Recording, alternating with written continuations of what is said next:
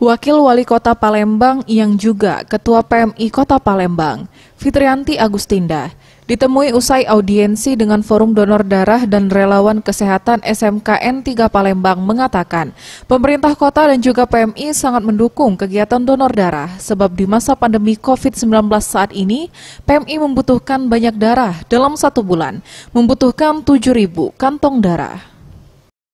Saya selaku Wakil Wali Kota Palembang dan juga Ketua PMI Kota Palembang mensupport sekali ya kegiatan-kegiatan seperti ini, karena kita tahu di masa-masa pandemi seperti ini kan PMI sangat membutuhkan bantuan banyak pihak, terutama untuk mencukupi kebutuhan darah. Kalau sekarang kan ada kebutuhan darah 1 bulannya, bayangkan saja sampai 7.000 kantong.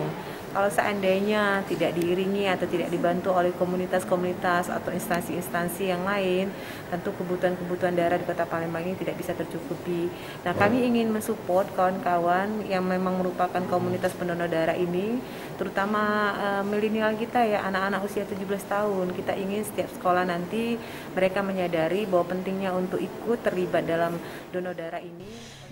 Selanjutnya, PMI Kota Palembang mendukung kegiatan komunitas pendonor darah, terutama anak-anak yang usia di atas 17 tahun, dan generasi milenial untuk donor darah, dan UTD PMI Kota Palembang telah menerima sertifikat CPOB. Ramayanti, Eza PM, Sriwijaya TV.